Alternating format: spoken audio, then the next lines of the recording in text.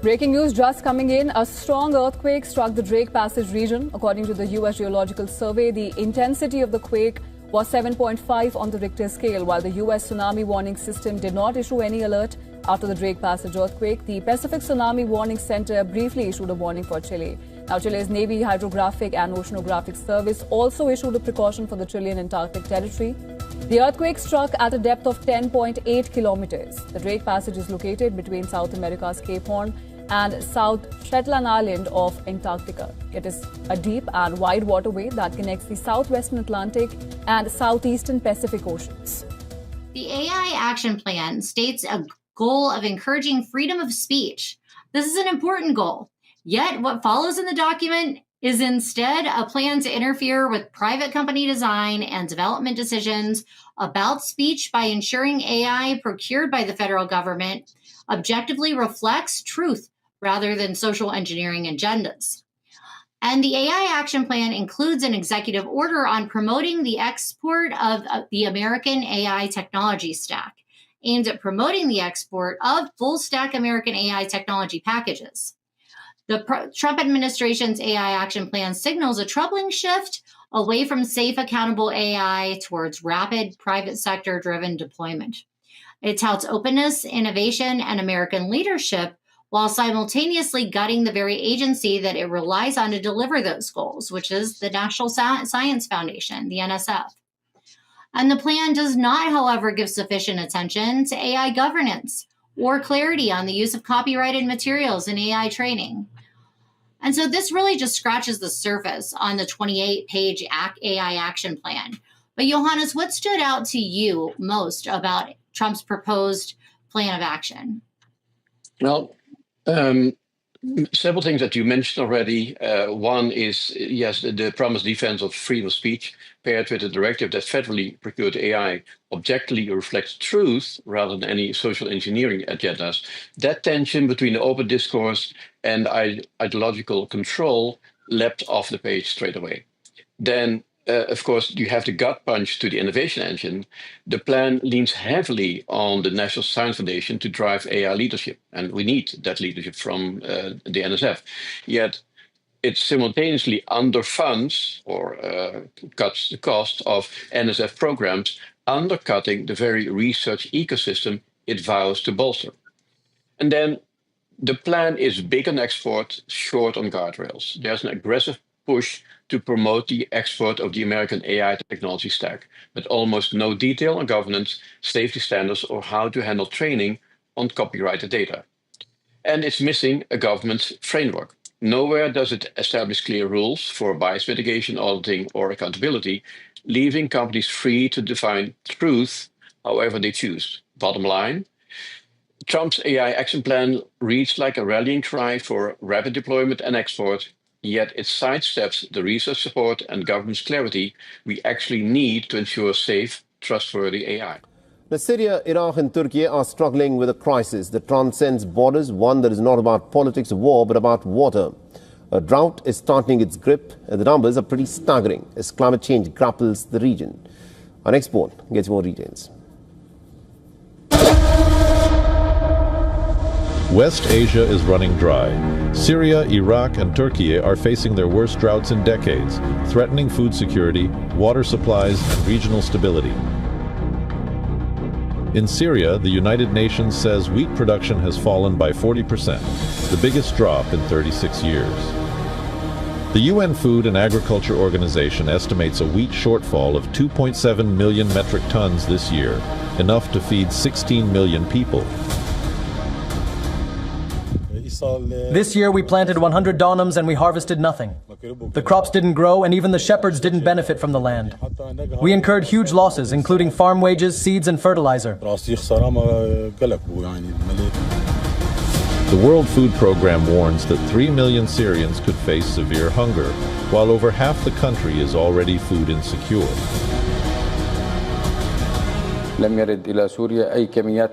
So far, no quantities of wheat have arrived in Syria, except for a grant from our Iraqi brothers. Other than that, it is being purchased by the Syrian government. Iraq is grappling with its driest year since 1933. Official figures show water levels in the Tigris and Euphrates have dropped by up to 27% due to low rainfall and upstream dams. The United Nations warns Basra, with a population of 3.5 million, is now the country's most water-stressed region, with saltwater intrusion destroying agriculture and fisheries. In Turkey, the Meteorological Service reports, rainfall in July plunged 71% nationwide and 95% below normal in the Marmara region. The Nayp Dam in Tekirdağ has completely dried out, while reservoirs across the country have dropped to their lowest levels in 52 years, triggering water cuts in major provinces. Kuraklıktan en çok etkilenen We are the region and province most affected by drought in Turkey, our country and our region. In the last 2 months, not a single drop of rain has fallen in the Nayp Dam Basin, Yazir or Turkmenli Basin. Tüm bunlara rağmen biz alternatif çalışmalarımızı The common thread is clear. Climate change, poor management, and competing demands for water are piling pressure on an already fragile region. With farmlands failing and reservoirs emptying, millions are at risk, and experts warn that without urgent action, drought could spark the next wave of crisis across West Asia. Bureau Report. VION. World is one. So with the Grand Victory Day military parade just around the corner, the participants are in full swing at training grounds in Beijing. The Chinese People's Liberation Army is sharpening its formations with precision and discipline, preparing to march under the National Party and military flags. Take a look at these images.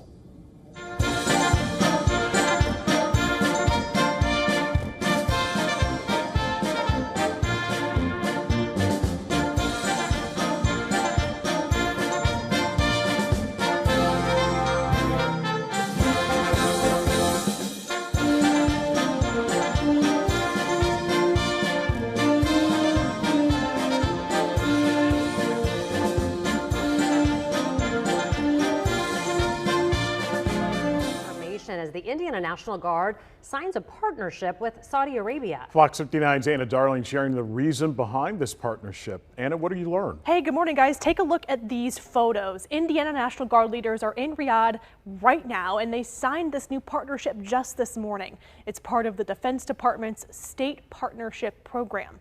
This program partners American states and foreign nations to enhance mutual relationships and promote defense security. Another goal is to promote trust and cooperation with partner nations. The Indiana National Guard says its experience in disaster relief, domestic operations, and overseas missions will support the U.S. government's goals. This program has built relationships with 115 nations in more than 30 years. Saudi Arabia was the 11th Middle Eastern country to join.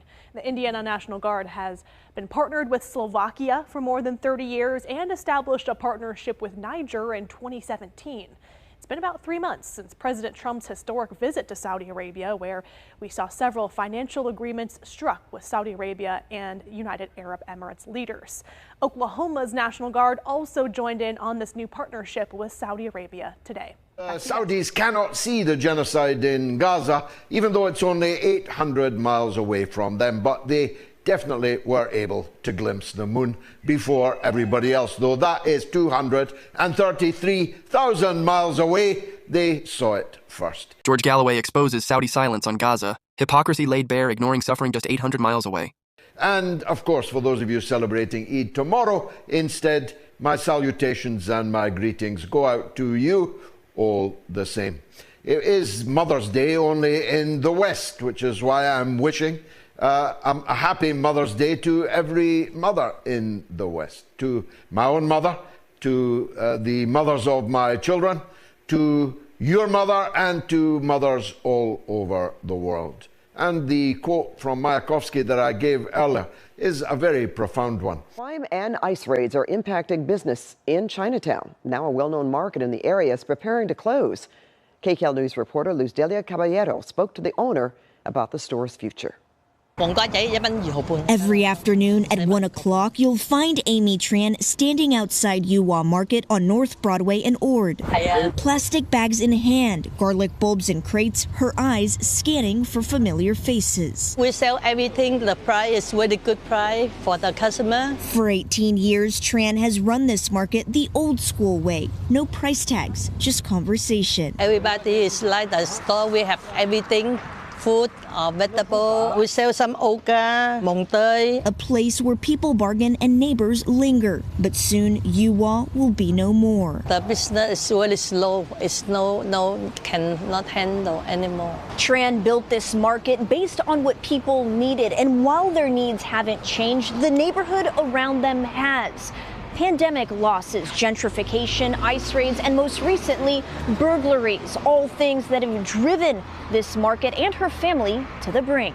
Mexican people or Truman have a lot of people coming to buy. Now it's really quiet because the ICE, everybody's scared. Scared because of immigration sweeps and burglaries. Too much. Tran's son Derek Liu, who grew up helping his mom in the store, says things have really gotten out of hand. I would say on average, every year we'd probably be targeted around upwards to 10 times. Adding it doesn't help that most transactions are cash because a lot of her clients are low-income immigrants. They may or may not have a bank account. Chinese eggplant. But for my mom, it has always been a part of her way to be part of the community that she found when she came from Vietnam. Which is why he started an online fundraiser. I am fundraising for my mom. To help his mom pay off any debt from the business, start a retirement fund, and maybe even keep the store afloat. She still wants to put up a fight. She still wants to keep going. She just sort of doesn't know how to do it sustainably, and we're figuring that out too. I really love the display. To see the store go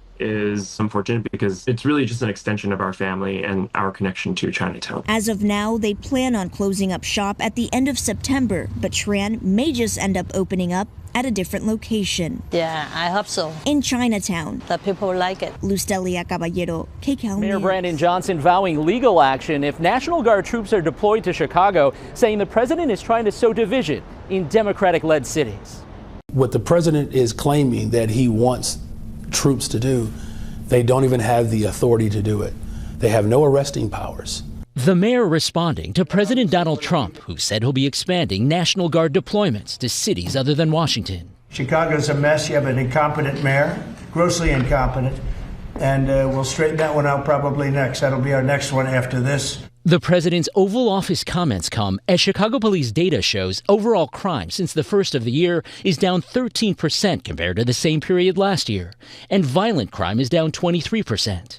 I think he wants to provoke violence, because if he can provoke violence, then it's going to be martial law. Turning the federal military on American citizens is a sign of authoritarianism. The president claiming many in Chicago want the Guard. Screaming for us to come. They're wearing red hats, just like this one, but they're wearing red hats. African-American ladies, beautiful ladies, are saying, please, President Trump, come to Chicago. Thank you, President Donald Trump, for hearing us. Zoe Lee and Daniel Carter Walters founded the conservative group Chicago Flips Red and says despite CPD's numbers, many don't feel safe. And if the Democrat Party, only thing they can do to help us is tell us crime is down, then hey, we welcome the National Guard. The president did not say exactly when he might deploy the Guard to Chicago. The Illinois National Guard says it has not received any orders for such a mission. Double honors to the apostles, the bishops, and the elders of Great Millstone. Peace and blessings to the hopefully elect of the tabernacles of David scattered throughout the four corners of the earth, wherever you may be. Wherever you may be, to I say Shalom, Yasharal, Shalom. I'm going to be super brief here. Also, my battery's down. That's the main reason. But also because there's not really much. But one thing I want to address real quick is here's one clip here.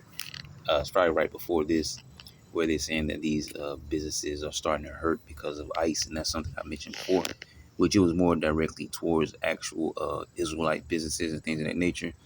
Okay, and they're saying that the streets used to be packed, but now they're not packed. Why?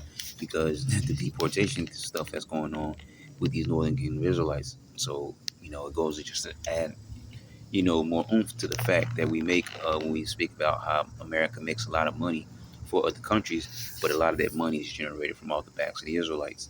Okay, so you have that talk there. But the main thing here is this, and I decided to grab an article because there was a news clip, but it was like 11 minutes long, and I didn't want to grab it. I do have a couple shorts after this that we can play on the same subject. And so here's the topic. As you see, Trump mobilizing up to 1,700 National Guard troops in 19 states to widen crime and immigration crackdown. He's already threatened to spread out to Cali, Chicago, NYC, and saying that these places are going to be next. Okay, so Trump mobilizing up to 1,700 National Guard troops in 19 states to widen crime and end immigration crackdown. And he's basically motioning towards martial law, but he's doing it in a very subtle way. Just, little steps, okay? And like I said, we're not going to read into this fully. I just want to bring it up, the article itself. The Trump administration reportedly plans to mobilize up to 1,700 National Guard troops across 19 states in the coming weeks to support its immigration and anti-crime crackdowns, a dramatic expansion of the controversial operation that's seen federal agents and guard troops carrying out activities across Washington, D.C. Okay, so just spreading out, looking for the Northern Kingdom Israelites, okay, and into other cities, and eventually, I can't say that for sure, but I think he's probably trying to reach these other cities before he launches forward and starts to go after the Southern Kingdom. He wants to actually establish, that military presence in the other cities, and then eventually he's going to launch forward towards the Southern Kingdom Israelites. But we'll see how it plays out. The troops, who will largely be activated across Republican-controlled states, will serve in support of the administration's immigration and customs enforcement operations, as well as other law enforcement priorities, according to comment from unnamed Pentagon officials and documents obtained by Fox News. Okay,